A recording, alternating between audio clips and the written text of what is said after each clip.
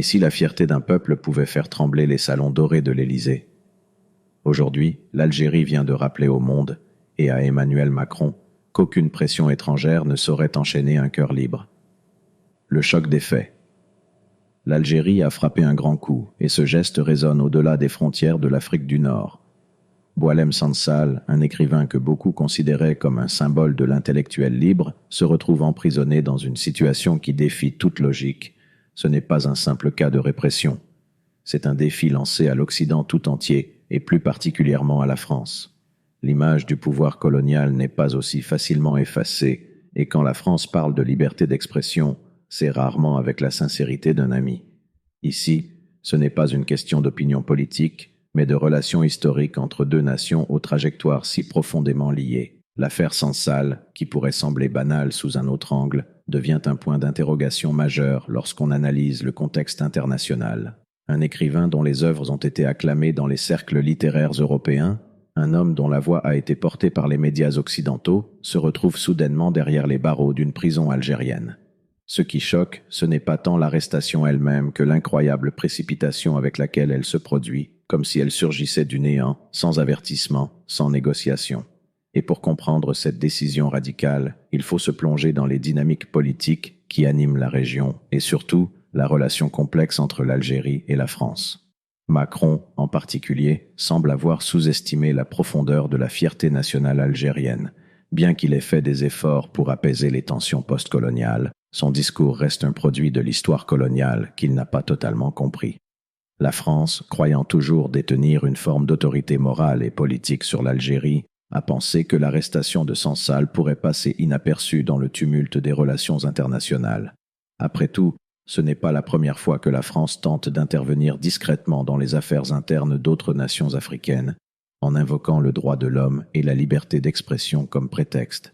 Mais cette fois, la riposte d'Alger a été bien plus immédiate et incisive. Ce geste algérien a en quelque sorte révélé un changement dans la posture du pays. Un pays qui, au fil des années, a commencé à se détacher de l'influence de l'ancienne puissance coloniale, cherchant à forger une nouvelle identité qui transcende les douleurs du passé. L'arrestation de Sansal, loin d'être une simple affaire de justice, devient un signal fort.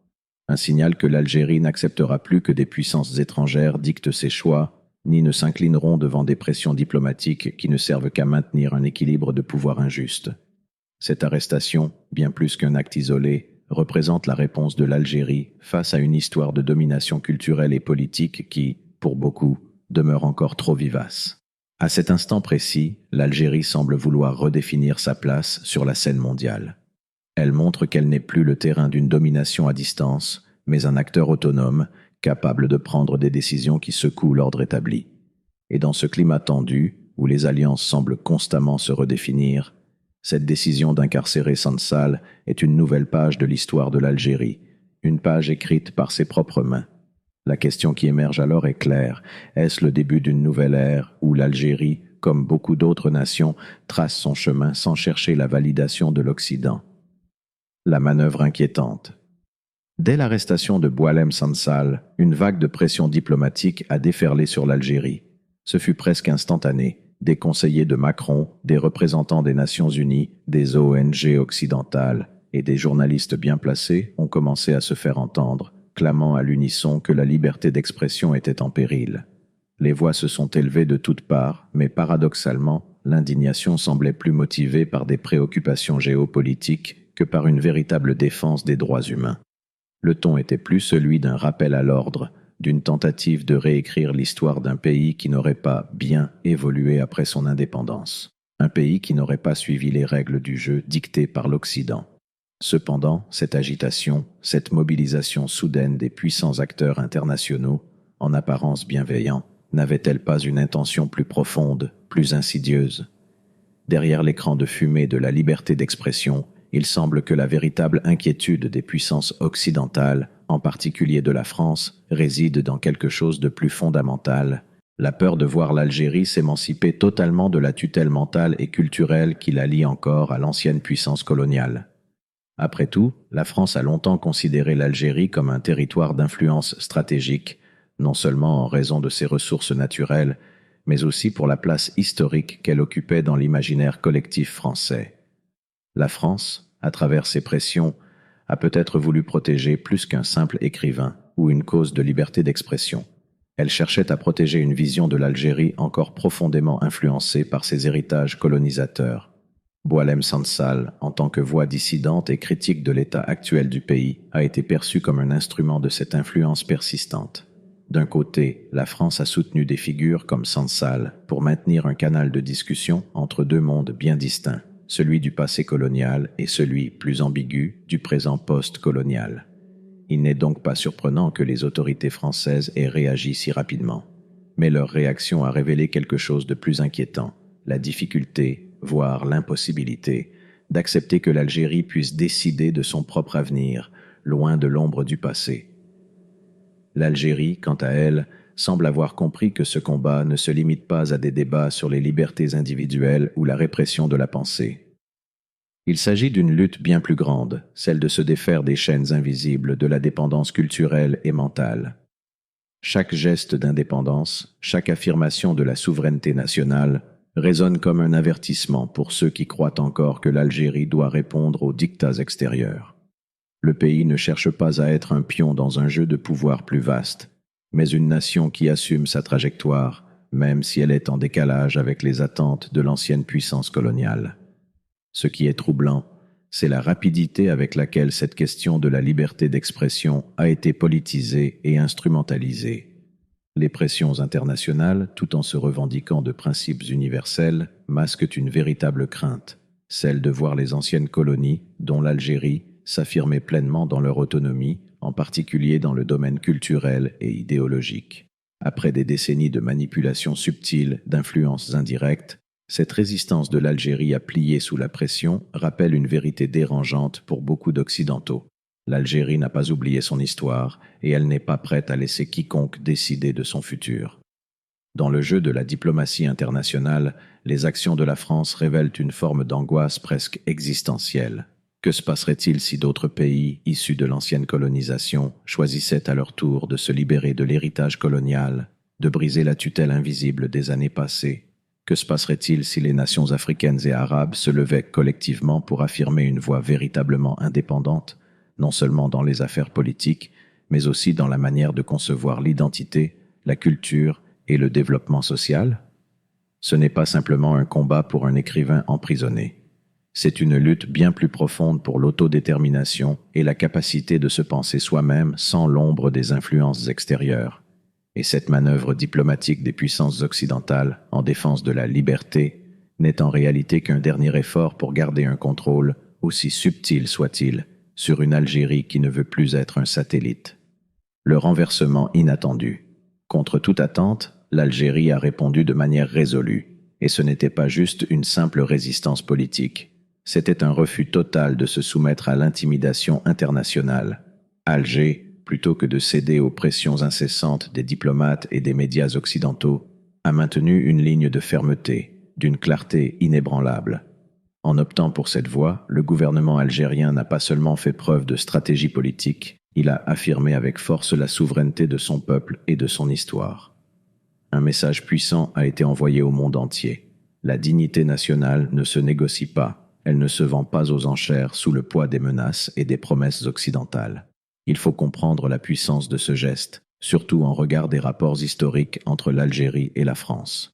Après des années de lutte, de souffrance et de révolte, de l'occupation coloniale aux répressions sanglantes, l'Algérie a appris, d'une manière radicale et poignante, que l'indépendance n'est pas simplement géopolitique, elle est aussi spirituelle. Cette fois, Alger a affirmé une vérité que beaucoup de nations sous pression ont oubliée. Lorsque l'esprit d'un peuple est fondé sur des principes immuables, sur une foi profonde en Allah, aucune puissance humaine ne peut le briser. La surprise de l'Europe ne s'est pas fait attendre. Ceux qui croyaient que l'Algérie céderait sous la pression de l'ordre mondial ont vu leurs calculs se briser en une fraction de seconde. Ce renversement est survenu avec la brutalité d'un retournement de situation. Les voix s'élevant depuis les capitales européennes, hurlant au scandale et à la répression, ont soudainement dû se taire face à un fait incontestable. L'Algérie a refusé de se soumettre. Elle n'a pas cédé, pas un pouce. Ce n'était pas une simple question politique, mais une démonstration de résistance spirituelle, une affirmation que le pouvoir d'une nation ne se trouve pas dans ses rapports avec les autres, mais dans sa capacité à préserver son âme et son identité. La leçon tirée est d'une profondeur spirituelle incontestable. Dans un monde où tout semble pouvoir être acheté, manipulé ou retourné par le pouvoir des nations influentes, l'Algérie a rappelé à Emmanuel Macron et aux puissances occidentales une vérité fondamentale. La dignité d'une nation ne se marchande pas. Elle se vit dans la foi et dans la conviction d'une mission divine. Et ce n'est pas un détail. L'Algérie a laissé entendre que son esprit, son âme, sa fierté ne peuvent être brisés par des menaces humaines, aussi puissantes soient-elles. C'est un principe spirituel puissant, ancré dans une croyance profonde en Allah, qui guide chaque action. En refusant de céder, Alger a montré que la véritable force d'un peuple ne réside pas dans ses armes ou ses alliés, mais dans sa foi inébranlable et dans sa capacité à rester fidèle à ses valeurs, même face à la tempête des intérêts internationaux. Ce rejet catégorique de l'intimidation a provoqué un dégel dans les relations internationales. L'Algérie ne s'est pas seulement affirmée en tant qu'État, mais aussi en tant qu'acteur spirituel dans un monde qui oublie souvent que la liberté de l'âme est plus grande que toutes les menaces humaines.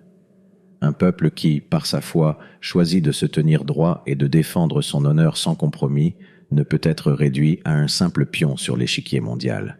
C'est un peuple qui rappelle que l'intégrité morale et spirituelle doit être la base de toute liberté véritable.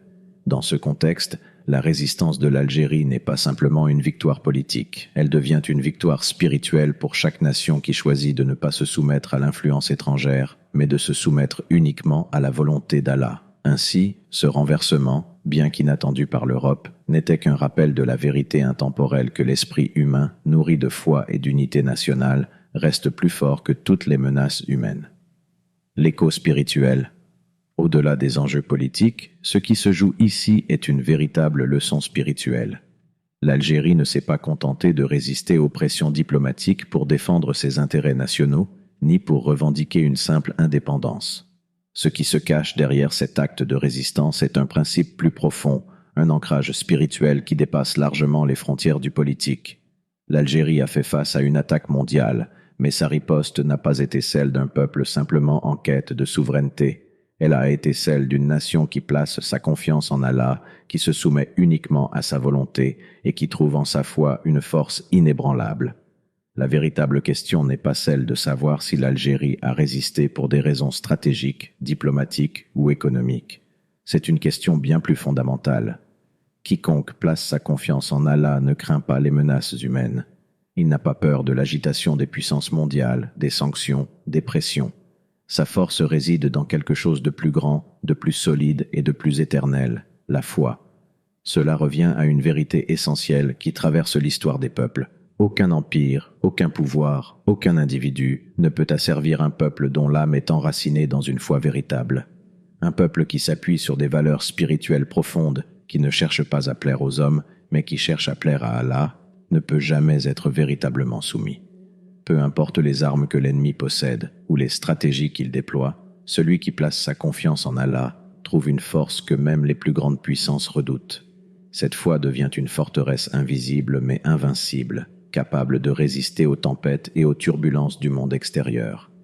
L'Algérie, dans ce moment historique, a ainsi prouvé que lorsque la foi d'un peuple est sincère et profonde, elle crée une force invisible mais incommensurable, une force qui se déploie dans la résistance.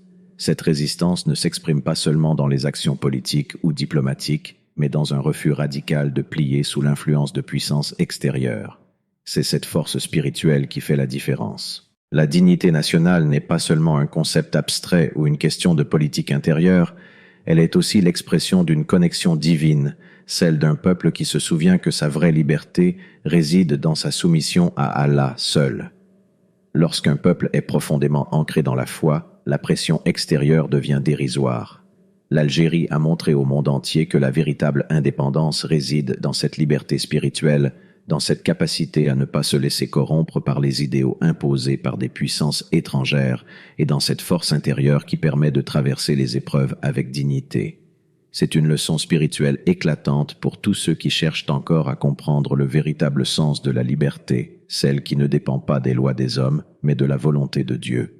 Ainsi, l'écho spirituel de l'Algérie résonne bien au-delà des frontières géopolitiques. Il s'agit d'un rappel essentiel pour tous les peuples, de toutes origines et de toutes croyances, que la véritable liberté se trouve dans la foi, et que ceux qui s'appuient sur Allah ne trembleront jamais face aux puissances terrestres. Peu importe l'intensité des menaces, la résistance d'un peuple fidèle à ses principes spirituels est inébranlable, car l'âme d'un peuple qui se soumet à Allah est une force que rien ni personne ne peut jamais briser. Le dernier mystère. Mais et si cette affaire n'était qu'un prélude, un simple avant-goût d'un changement bien plus vaste qui se prépare dans l'ombre? Un changement qui ne se limiterait pas aux frontières de l'Algérie, mais qui résonnerait dans le cœur même de chaque musulman à travers le monde. Un réveil profond, imprévisible, qui soulignerait que la véritable liberté ne s'achète pas avec des compromis et ne se quémande pas aux puissances étrangères. Elle se vit chaque jour dans la soumission totale au Créateur, Allah, seul maître des destinées humaines. L'arrestation de Boualem Sansal, bien que choquante, pourrait être le catalyseur d'un phénomène bien plus grand qu'une simple opposition politique ou une question de droits humains. Peut-être que l'Algérie, en affirmant sa souveraineté et son indépendance, ne fait que manifester le début d'une prise de conscience plus large, celle que les nations musulmanes, du Maghreb au Moyen-Orient, en passant par l'Asie, sont appelées à se réveiller de l'influence et du contrôle externe. Ce n'est pas un simple acte isolé, mais une vibration spirituelle qui secoue l'âme de millions de musulmans. L'Algérie, par sa fermeté, par son rejet de la soumission aux pressions internationales, incarne peut-être un tournant dans la manière dont les peuples musulmans voient leur place dans le monde. Un réveil des cœurs musulmans, comme un souffle divin, un retour aux racines spirituelles et à la véritable autonomie qui découle de la soumission à Allah seul. Dans un monde où les peuples sont constamment soumis à des dictats politiques, économiques et culturels, ce retour à la foi pure, à la liberté spirituelle, serait un appel à tous ceux qui se sentent écrasés sous le poids des attentes et des manipulations extérieures. Un rappel puissant que la vraie liberté ne peut se construire qu'en étant ancrée dans les valeurs éternelles, celles qui ne dépendent pas des jeux de pouvoir, mais de la connexion avec Allah, qui est le seul véritable source de libération. Si cette révolte algérienne est un indice de ce qui pourrait se passer, alors peut-être sommes-nous à l'aube d'un renouveau spirituel global. Un renouveau où les peuples musulmans, détachés des chaînes des influences étrangères, pourront enfin réaffirmer leur identité et leur dignité dans une foi inébranlable. Un réveil qui dépasserait les frontières géopolitiques, car il toucherait au cœur même de la foi islamique, rappelant à chacun que la vraie liberté, celle qui transcende toutes les oppressions, ne peut être trouvée qu'en étant complètement soumis à la volonté d'Allah. Ce n'est pas une révolution politique, mais une révolution spirituelle. C'est un rappel que la liberté véritable ne dépend pas des forces extérieures, mais de l'engagement intérieur envers le Tout-Puissant. En ce sens, ce qui se passe aujourd'hui en Algérie pourrait marquer le début d'un changement profond et mondial. Un réveil de conscience, un réveil de cœur, un éveil de l'âme des musulmans à la vérité ultime, celle que seule la soumission totale à Allah mène à une liberté réelle, libre de toute pression humaine, libre de tout compromis. Ainsi, le dernier mystère demeure. Si ce n'était qu'un prélude, si cette affaire n'était qu'un signal, une étape dans un mouvement spirituel global qui nous invite à nous libérer des chaînes invisibles des influences extérieures pour vivre la vraie liberté que seul Allah peut offrir, ce mystère, sans réponse immédiate, reste suspendu dans l'air, mais sa résonance pourrait s'étendre bien au-delà de l'Algérie, transformant le monde musulman tout entier. Alors, retiens ceci. Aujourd'hui, l'Algérie a mis au défi la France, mais demain, c'est peut-être ton propre cœur qui sera mis à l'épreuve. Seras-tu prêt à choisir la liberté réelle, celle de l'âme, devant Allah, même si cela signifie affronter les regards, les critiques ou les puissants de ce monde? Parce qu'au fond, le seul joug à briser, c'est celui qui nous éloigne du Tout-Puissant.